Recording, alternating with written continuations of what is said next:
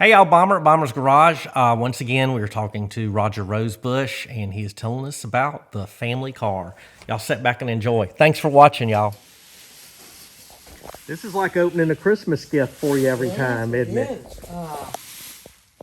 because it features a 389 tri-powered, well, some people will call that a big block Pontiac, but the Pontiacs dimensionally are this size, this being one of the first 389 cubic inch motors.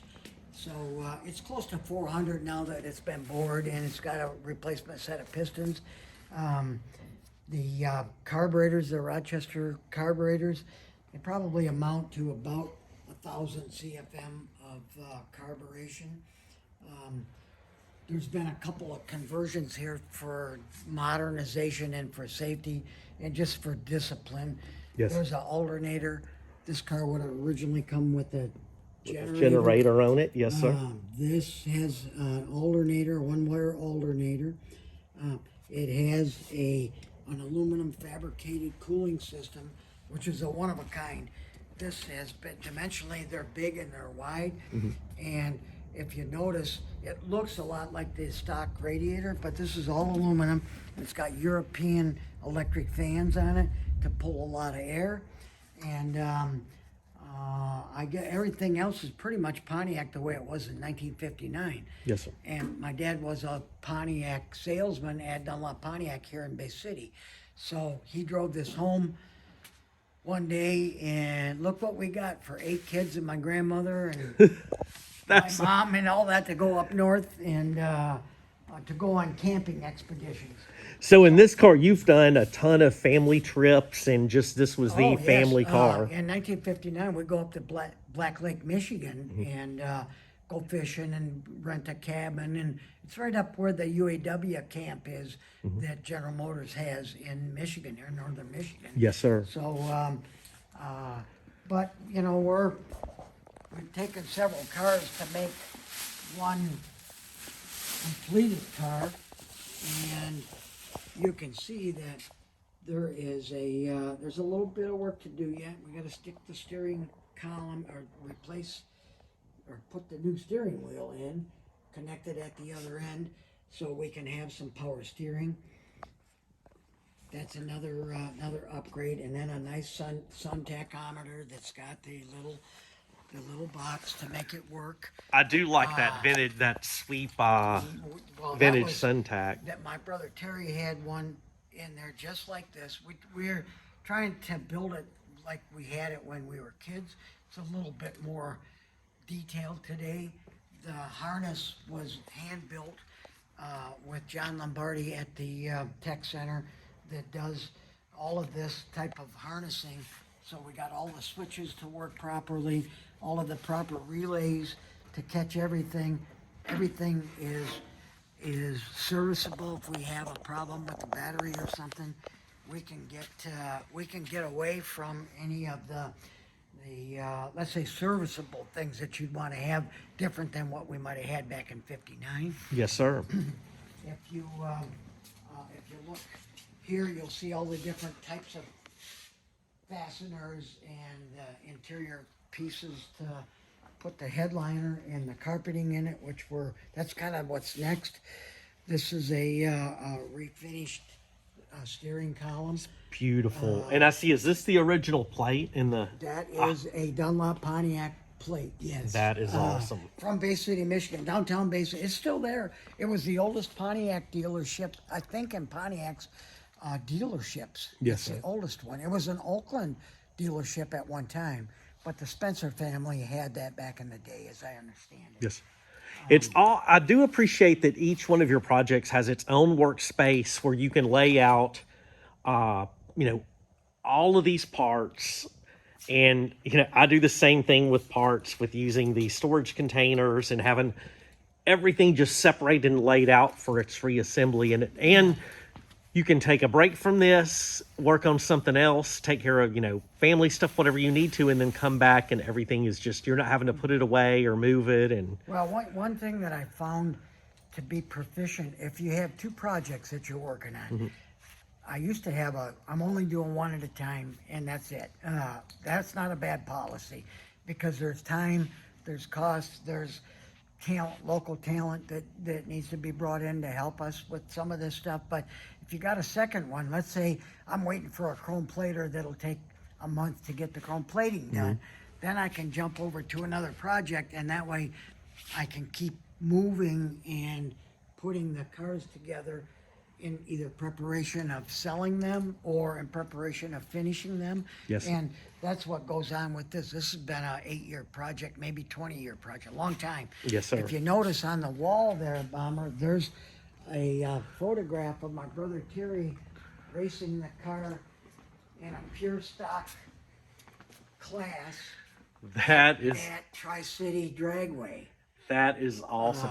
What year would you say that is? Well, that's 1972. It's 72. That is Yep. awesome. Yep, and if you notice on some of the windows here, on this side, the reason why I knew this car was the original car is it still had,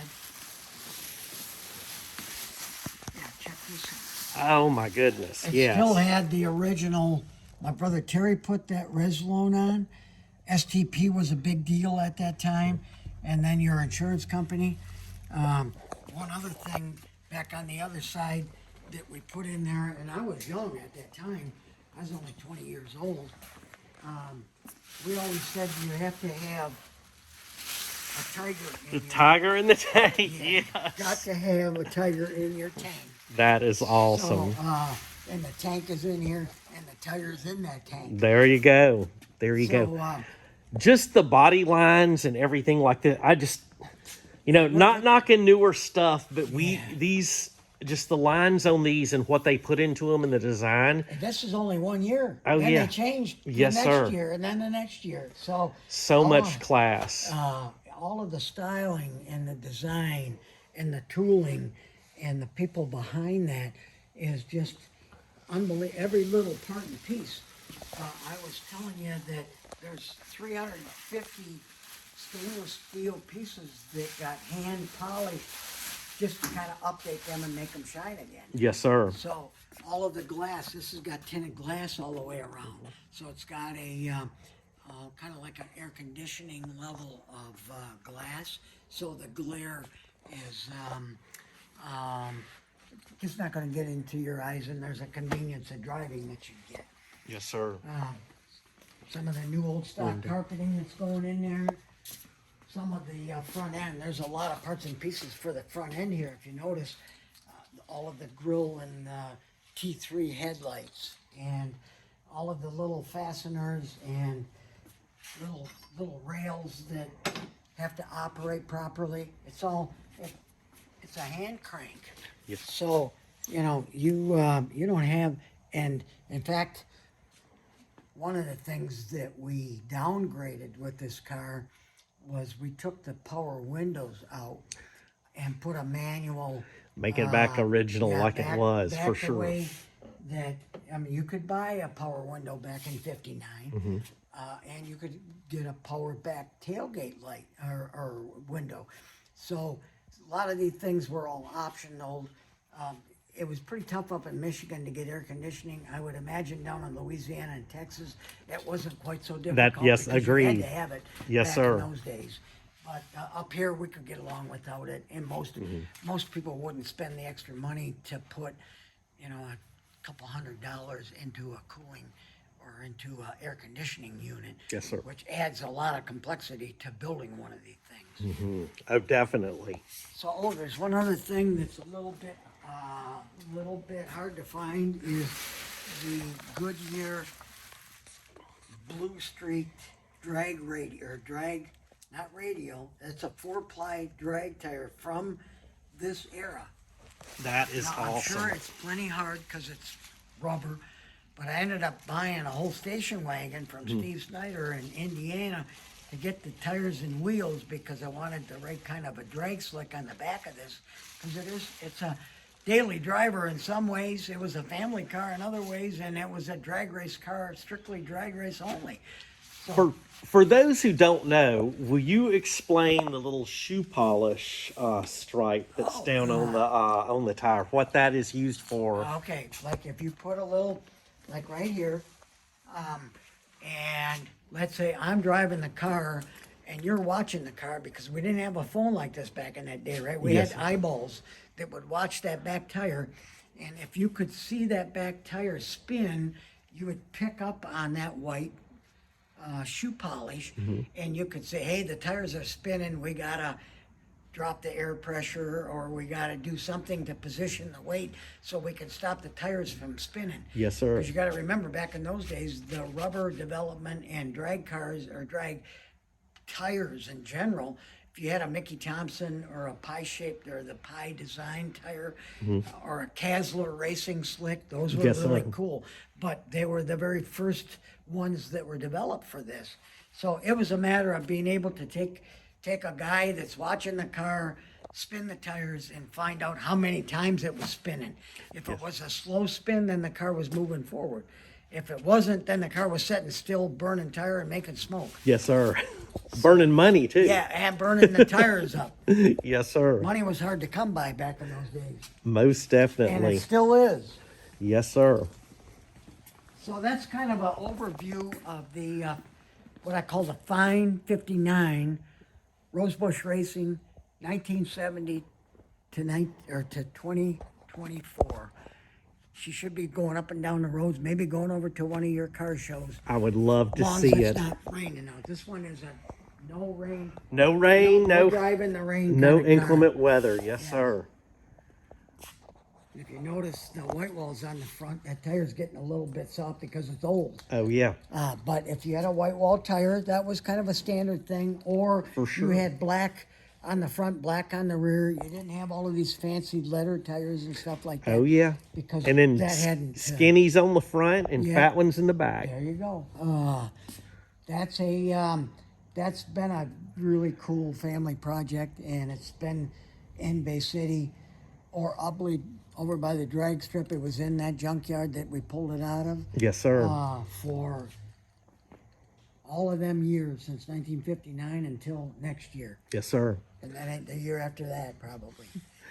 Well, we appreciate you sharing this, and we look forward to seeing the finished project. And as you As make I more make headway. major chip, I'll bring you back over and show you, hey, look at that. We got Look a at this. headliner. We got carpeting. We Yes, got sir. whatever it is to make it complete. Yes, sir. Get the windows to go up and down. That's next. Thank you so very much, Roger. We Oh, you're appreciate you sharing this family ride with Well, us. And it's I know it always means a fun. lot to you and your family. Yeah, it sure does. Thank you, sir. Cool. You're welcome. Hey, I hope y'all enjoyed that. We are working on the volumes for some stuff. I'm using my iPhone to do all this goodness. I just want to give thanks to Roger Rosebush for letting us in his garage, his time, and telling us the story about these rides. Look for this series. Most of them are going to be in the Sunday chats, but I look forward to talking to him about his other projects. And once again, thank you, Roger. We have links to his social media and to their website in the description of the video. So appreciate y'all. Take care now. Bye.